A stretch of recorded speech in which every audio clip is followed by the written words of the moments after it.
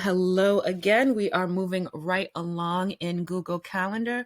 Next up is how to block and batch your time using Google Calendar. And a very quick and easy thing to do, but it has major results.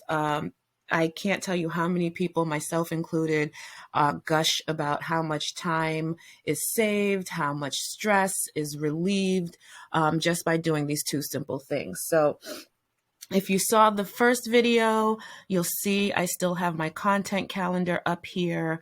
I still have some of my personal reminders. And now I have gone in and added a couple sample client meetings, as well as a task that I tend to work on quite regularly, web design, whether it's for myself or for a client. I know that every week I need to make time for web design. So let's jump into how this all becomes helpful, right?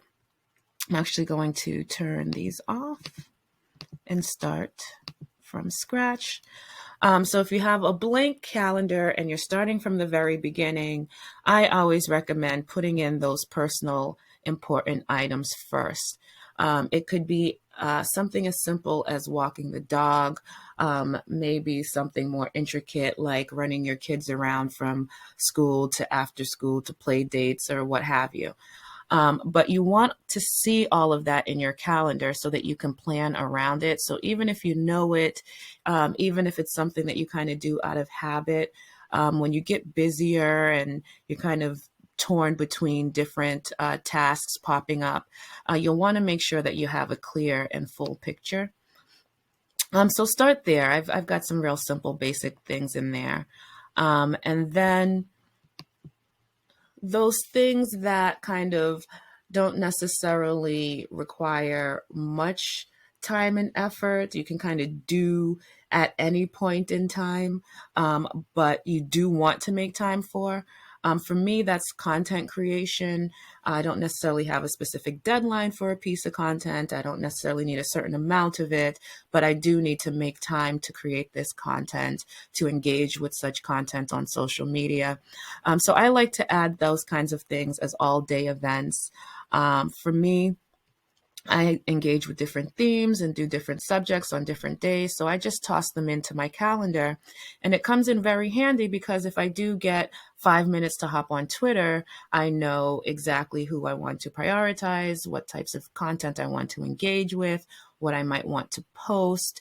If I keep a content repository, which of course I do, but I recommend others to do, I can just go pull a piece of content from that repository and post it. And I don't really have to put much time and effort on the day or that sort of thing. And then finally, of course, your actual calendar items. So your meetings and such that change from day to day and that sort of thing. So that way you get your full picture. And then you know how to kind of block and batch your time. So for me, I find a lot of people find this helpful too. We like to block 30 minutes before and after meetings. We also like to limit the amount of meetings that we have. This is mostly for people who take clients, especially. So you can imagine if you're meeting with clients all day, you don't have time to work on their projects all day. So if you limit the amount of meetings you're taking, the amount of calls, Zooms, whatever they may be today, that will free you up to do other things, including having a healthy work-life balance. In addition, let's say you know it's a big client project. Maybe you actually block the rest of this day to work on that project. If this meeting is weekly, maybe you know every day, Monday after 3:30, after 4, that's time that you're going to block out and devote to this client's work so that you can have updates ready for them the next day or whenever you need them.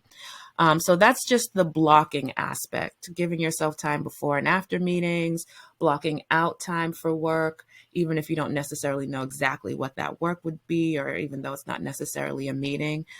So you might just put in something like client A web design, for example, and I might need an hour, I might need 2 hours, and then maybe that's not on my content calendar, maybe that's on a different calendar for a different color. And easy peasy, you kind of have a better idea of what you're doing, and no, I'm not scheduling, another client meeting. I'm not, going for a run, whatever the case may be. This is time devoted for that. And of course, it's quite easy to move it because life happens and things change. And you can just adjust it wherever you like without having to re-enter everything. So that is the blocking. And then batching. So I know every week I'm going to have to do web design, whether it's for this client, myself.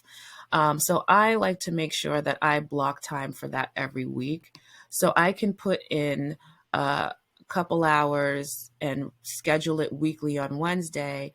And same thing, if something does come up and I have to move it around, I can move it around. But I still have this entire time, wherever it may be in my week, devoted to web design. And it's dedicated, focused, undisturbed time, so that I don't get overloaded with tasks, which of course relieves that stress. So let me know what you think. If you have any questions, does this work for you? Does it not? Let me know. Thanks. Bye.